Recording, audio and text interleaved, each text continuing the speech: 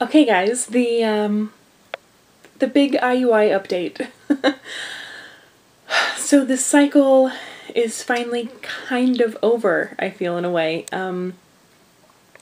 I stemmed on Follistim and a little bit of Menopur towards the end for 28 days. I was on cycle day 30 the last time I took any medication, which was on Saturday. And then I triggered on Sunday night, which was cycle day 31. I had Monday off. Nothing happened on Monday because the IUI happens 36 hours after the trigger shot. Tuesday morning, Chris went in and gave his sample to the lab, and they what they do is they separate the sperm from the semen, because the semen cannot be introduced into your uterus. There's I used to know all of this, but it causes basically cramping, and so they separate the semen from the sperm, and they take the sperm and they count them and they put them in a growing medium. And the growing medium that my clinic uses is a little pink. So so there was this funny joke about, yeah, obviously that's not me because mine's not pink. So anyway, after they took into account the motility, which was 74%, the total amount injected during the IUI was 21.8 million. And they were, as far as speed goes, they were a grade 3, with grade 4 being the fastest. So it was a good sample. The IUI was kind of painful. She told me, she goes, wait a second, did you have a vaginal birth with your daughter? And I go, well, I tried for a couple days. And then we had a C-section. And she was like, oh, because you have the cervix of someone that's never had a vaginal birth. And I go, well, it got to 9.5 centimeters. And she goes, it got to 9.5 and then you had a C-section? I was like, it's a really long story. Really long story. And if you don't know the story, I have a labor and delivery video somewhere on here.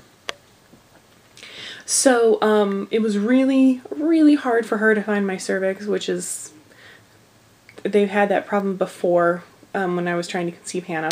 And so I knew that it was going to be a little painful, a lot of pressure, and but the process was fine, and by painful I mean like it's like a pap smear. It's not painful.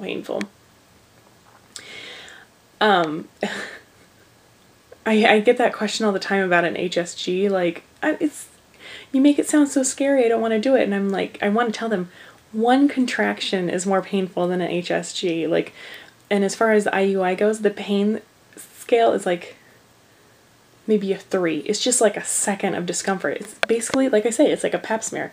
Like when they put the speculum in, it doesn't feel great. So that's kind of what you can attribute it to. And the catheter going into your cervix, I didn't even feel it. And she said it went in no problem. So there was no like scar tissue or anything, which is good. Good to know, I guess. And the sample was great. Since I have a dominant follicle on my left and my right side, she said she was just going to put it straight down the middle. She wasn't going to favor either side. So I was like, okay. I took the whole day off of work because I figured we have spent, I haven't tallied it up, but it's got to be close to $2,000 this cycle, probably more. And it has been such a long, hard cycle, and I just wanted to have a day. I wanted after the IUI to just be able to come home and lay down and relax, and I didn't want to do anything at all that would hamper fertilization. Nothing at all. I didn't want stress from work. I didn't want a bad commute. Like, I just wanted to take the day off and give myself the best chance possible. So I took a sick day to do that, and it was a pretty relaxing day. I took a nap, and Chris took the day off of work too, and my mom was here watching Hannah, and just kind of relaxed all day, and it was really nice. It was really nice. And so now I'm feeling like some kind of ovary twitching still. I definitely had some ovulation pain Monday night.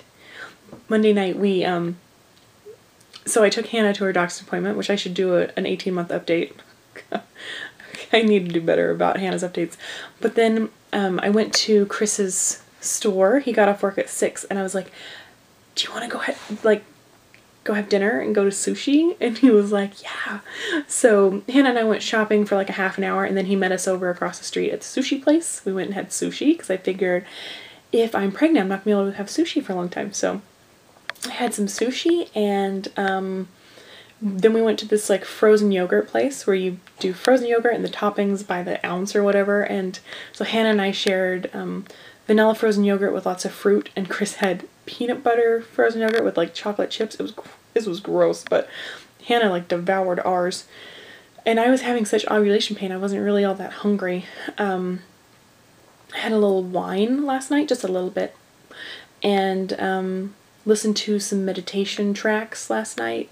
And I just felt really good. I slept good, and I was nice and relaxed. And this morning I was very upbeat and positive, and I'm just really hopeful for this cycle. I feel like we have a really good chance, and even if it doesn't work, I think we learned a lot about how my body responds to medicine this cycle. This cycle was a really a great learning cycle, and I think that we can take a lot from it if we need to, and we can tweak it to make future cycles easier, and I think that's always a good thing. I also think sometimes when you take a medication for the first time, there's just this kind of uncertainty about it, and so that brings up some anxiety.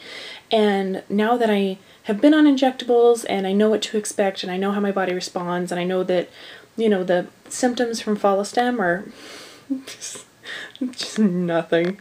That's such a great medicine. It was fine. And Menopur seems to make me a little tired, so I know what to expect. So if need be, future cycles I think there will be less anxiety around them. It was nice to have my husband's semen analysis come back, and nothing has changed really since Hannah. I think if anything, his motility has gone up.